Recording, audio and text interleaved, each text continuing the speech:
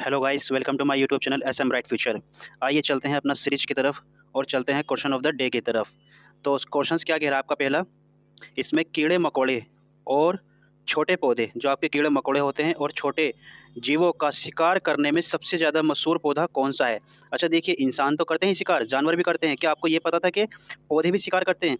तो इसमें कुछ पौधों के नाम दे रखे हैं। निपेंथिस, या तो निपेंथिस है, या फिर गुलाब है, कैक्टस है, एकोनाइट है। तो आप ये देखिए, चित्र से अगर आप पहचान ले तो ये चित्र कौन सा है। ठीक है, इसमें से अगर आपने चित्र को पहचान लिया तो आप शायद ऑप्शंस को भी सही से क्लिक कर सके। ये जो पौधा होता है, ये होता है आपका निपेंथिस का। कौन सा होता है? राइट आंसर हो जाएगा निपेंथिस का पौधा हो जाएगा। ये क्या करता है, ये छोटे छोटे जो कीड़े होते हैं, मकोड़े होते हैं और छोटे जीव होते हैं, उनका शिकार करता है। अब ये शिकार करता किस तरीके से है, आइए इसको भी हम देख लेते हैं। ये आपकी जो है ईवीएस की, मैं कहूँ ईवीएस की जो चैप्टर नंबर 5 है, ईवीएस की जो 5वीं क्लास है, तो 5वीं क्लास में आपका ये दे रखा है। ठीक है, अब देखिए चैप्टर नंबर 5 आपका कौन सा है? बीज बीज बीज, जो क्लास 5th की चैप्टर नंबर 5 में ही ये दे रखा है। अब देखिए इसके बारे में क्या दिखा रखा है, कुछ इंपॉर्टेंट चीज़ें भी इसके बारे में लिखी हुई हैं, वो भी हम देखते हुए चलते हैं। अब इसमें देखिए इंपॉर्टेंट चीज़ें क्या क्या लिखी हुई हैं। कुछ ऐसे पौधे भी होते हैं जो चूहे, मेंढकों और कीड़े मकोड़ों और छोटे जीवों का शिकार करते हैं। मतलब कुछ पौधे ऐसे होते हैं जो बड़े कीड़े मकोड़े होते हैं, चूहा, मेंढक, कीड़े वगैरह, उनका भी शिकार कर लेते हैं। इनमें से एक है निपेंथिस। निपेंथिस है, उसका सबसे ज़्यादा मशहूर है। कौन सा पौधा सबसे ज़्यादा मशहूर है? निपेंथिस का। ठीक है, ये सबसे ज़्यादा मशहूर है। और ये पाया कहाँ जाता है? ये ऑस्ट्रेलिया में पाया जाता है। कहाँ पाया जाता है? Australia, Indonesia. इंडोनेशिया में ही पाया जाता है हमारा। कहाँ पाया जाता है? ऑस्ट्रेलिया और इंडोनेशिया। और उसके बाद में और कहाँ पाया जाता है हमारा? भारत के अंदर जो पाया जाता है, मेघालय के अंदर।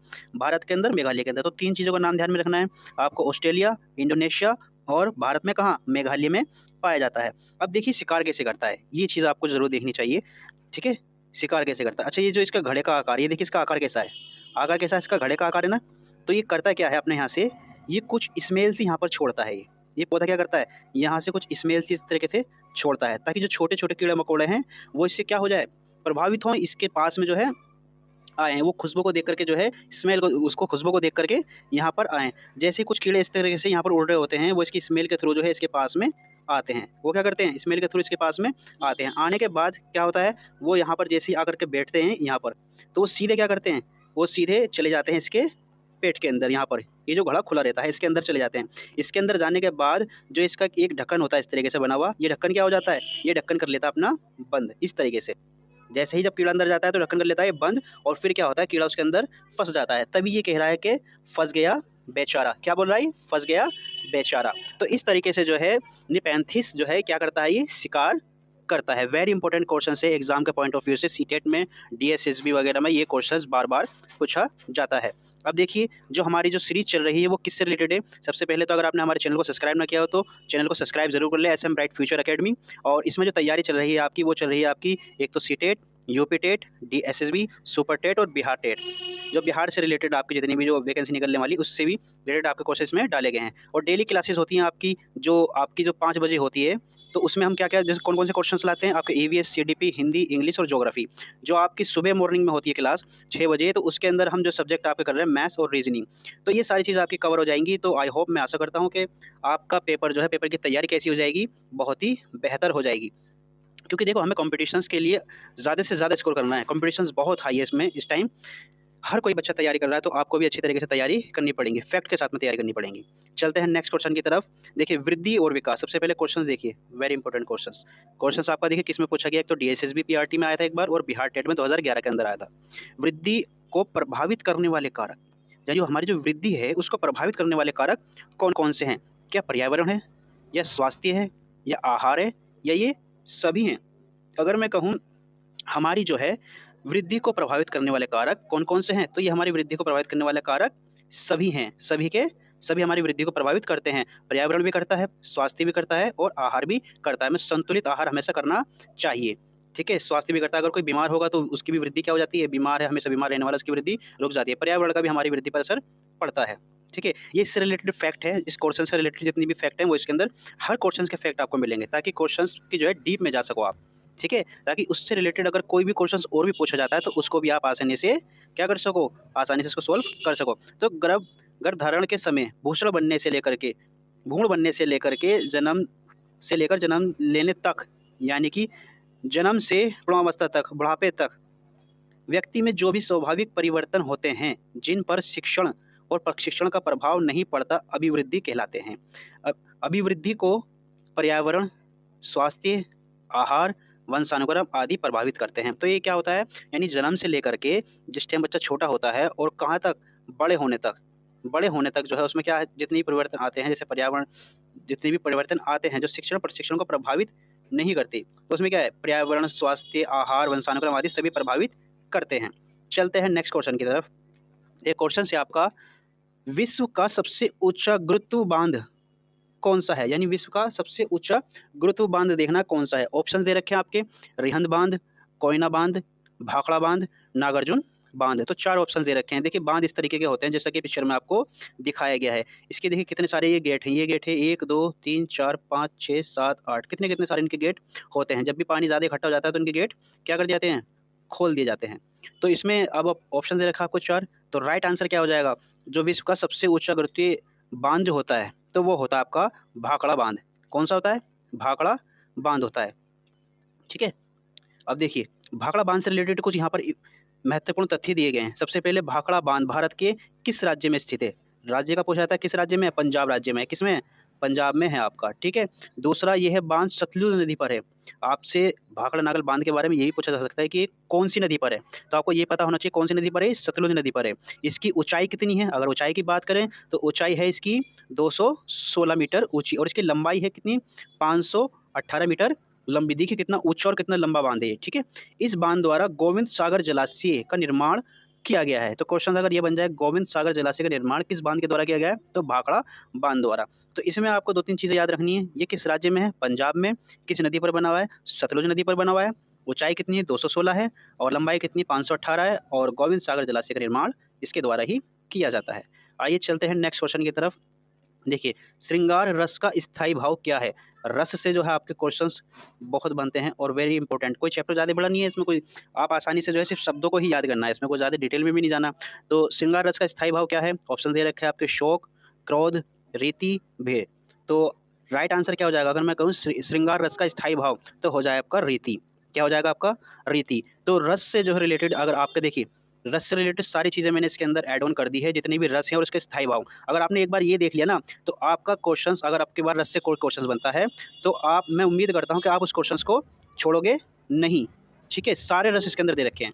अब देखिए पहला क्या है, इसके अंदर पहले रस की मैं बात करूँ, क्या हो जाएगा, करुण। पहला रस कौन सा होता है, करुण। तो उसका स्थायी भाव क्या होता है, शोक। उसका स्थायी भाव क्या होता है, शोक। इसको याद कैसे करें, देखिए याद करना वेरी इंपॉर्टेंट है। किस तरीके से याद कर सकते हैं मैं बताता हूँ। ये हमने शॉर्टकट ट्रिक भी लिख रखी है इसकी। करुणा की मृत्यु पर शोक मनाओ, तो आप किस तरीके से याद कर सकते हो, करुणा की मृत्यु पर शोक मनाओ। एक लाइन याद कर लीजिए, तो करुणा का क्या हो गया, शोक हो गया। करुणा का क्या हो गया, शोक हो गया। तो अब दूसरा है आपका भय, भयानक। दूसरा क्या है आपका, भयानक। तो भयानक का क्या है, भयानक का हो गया भय, भयानक का भय। इसकी ट्रिक क्या है, देखो भयानक में ही जो है भय है, भयानक के अंदर ही क्या लिखा है, इसको आप ध्यान से देखोगे, भयानक के अंदर भय आ रहा है ना, तो भयानक से हम याद कर सकते हैं भय।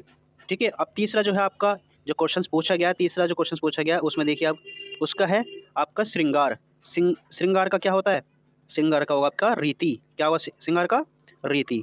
श्रृंगार का होगा रीति। अब देखिए यूपी टेट में आपसे क्वेश्चन पूछा गया, श्रृंगार रस को रसराज या रसपति भी कहते हैं। क्वेश्चन आया था आपका, कौन से श्रृंगार, कौन से रस को रसराज कहा जाता है। तो रसराज कौन से आपके रस को कहा जाता है, ये ध्यान में रखिएगा, श्रृंगार रस को। श्रृंगार का हम किस तरीके से याद कर सकते हैं, श्रृंगार हमारे रीति रिवाज में है, यानी कि हमारे श्रृंगार करना, जो लड़के श्रृंगार करती हैं या जो लेडी से श्रृंगार करती हैं, या उससे आप कनेक्ट कर लीजिए, जो श्रृंगार करती हैं वो हमारे रीति रिवाज में हैं। तो इस तरीके से आपको याद रहेगा। आई होप कि आपको ये 3 तो आपको याद हो गए होंगे, एक तो करुणा का शोक, और भयानक का भय, श्रृंगार का रीति। चलते हैं, इसमें ना 4 और हैं आपके, ये और देख लीजिए। हास्य का तो आपका सेम ही है, हास्य। और वीर, वीर का कैसे याद करें, वीर का देखिए, वीर हमारे जो वीर होते हैं, हमारे वीर जो कौन होते हैं, जो फौजी होते हैं, हमारे भाई होते हैं हमारे, तो उनको हमेशा क्या होता है, वो किस में रहते हैं, उत्साह में रहते हैं। तो हम इससे कनेक्ट कर सकते हैं, जो हमारे वीर जो रहते हैं, देश के वीर हमेशा किस में रहते हैं, उत्साह में रहते हैं। तो उससे आप कनेक्ट कर सकते हैं। अब देखिए दूसरा क्या है, शांत। शांत का क्या है, जो आपका शांत का मैं कहूँ, साथ का है निर्वेद। शांत का क्या है, निर्वेद। शांत का स्थायी भाव क्या है, निर्वेद। निर्वेद को कैसे याद करें, तो इसको आप क्या कर लीजिए, निर्वेद को अलग अलग कर लीजिए, निर को अलग कर लीजिए, वेद को अलग कर लीजिए, निर को अलग और वेद को अलग कर लीजिए। तो शांत रहो, ये हमारे वेद बताते हैं। वेद हमेशा क्या कहते हैं? शांत रहो, शांति से काम लेना चाहिए, संयम से काम लेना चाहिए। तो इसकी एक ट्रिक ये बन सकती है, शांत रहो वेद बताते हैं, शांत रहो वेद बताते हैं। लास्ट आपका जो है रौद्र, रौद्र का होता है क्रोध, रौद्र का क्या होता है? क्रोध। बच्चे को गाड़ी ने रोदा और माता पिता को क्रोध आया। तो आपसे ये ट्रिक, एक छोटी सी ट्रिक है, इसको या तो याद कर लीजिए। बच्चे को गाड़ी ने रोदा, माता पिता को क्रोध आया। तो इस तरीके से आप जो है इनको ट्रिक के द्वारा भी याद कर सकते हैं। चलते हैं नेक्स्ट क्वेश्चन की तरफ। What is the plural of batch?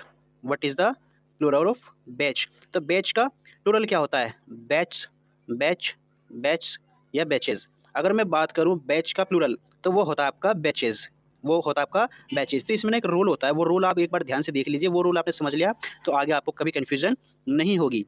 और सबसे इंपॉर्टेंट रूल यही है इसके अंदर, ठीक है। इसमें रूल क्या कहता है? रूल कहता है कि जिन नाउन के अंत में, जिन नाउन के अंत में, यानी जो नाउन होगा, शब्द होगा, उसके अंत में क्या होगा? या तो आपका हो एस हो, या आपका एस हो, या एस एस हो, या डबल एस हो, या एस एच हो, या सी एच हो, या एक्स हो। यानी नाउन के अंत में देखना, ये कोई नाउन वर्ड है तो उसके अंत में हो, तो उनके अंत में ई एस जोड़ देते हैं। अब उसके अंत में क्या कर देते हैं? ई एस जोड़ देते हैं। जैसे इसके अंदर है बस, बस, बस के लास्ट में क्या है? एस, तो इसके अंदर क्या जोड़ दिया? E S, buses. जैसे क्लास, क्लास के लास्ट में क्या है? एस एस, ये रहा आपका एस एस, तो आपके इसके लास्ट में क्या जोड़ दिया? ई एस जोड़ दिया। ब्रश, ब्रश के लास्ट में क्या है? एस एच, ये रहा आपका एस एच, तो इसका लास्ट में क्या जोड़ दिया? E S, brushes. बॉक्स, आपका सी एच का आपने देख ही लिया, बैच के अंदर, बैच का बैचेस। अब अच्छा बॉक्स, बॉक्स के एंड में क्या है? एक्स है आपका, तो इसका क्या बन गया? बॉक्सेस, तो इसका भी ये हो गया। तो आई होप कि आपने इसको रूल को अच्छी तरीके से सीख लिया होगा। एक बार और अगर समझ में ना आया हो तो वीडियो को दोबारा देख लीजिए। ये रूल काफ़ी इंपॉर्टेंट है और एग्जाम में बार बार पूछा जाता है। तो आई होप कि आपने ये सारे क्वेश्चंस कर लिए होंगे आसानी से, और जिस क्वेश्चंस में आपको फैक्ट आपको अच्छे लगे हों तो उन फैक्टों की आप स्क्रीनशॉट ले सकते हैं, नोटबुक में नोटबुक में लिख लीजिए। तो बने रहे हमारे यूट्यूब चैनल के साथ में एसएम ब्राइट फ्यूचर, जिसमें हमारी CTET, UPTET, DSSB, super TET और बिहार जो आपका एग्जाम होने वाला है उसकी पूरी पूरी तैयारी चल रही है। क्वेश्चन की सीरीज में क्या क्या चल रहा है? ईवीएस, सीडीपी, हिंदी, इंग्लिश और ज्योग्राफी, और मैथ्स और रीजनिंग, मैथ और रीजनिंग। चलिए मिलते हैं आपसे नेक्स्ट वीडियो में, तब तक के लिए थैंक यू सो मच।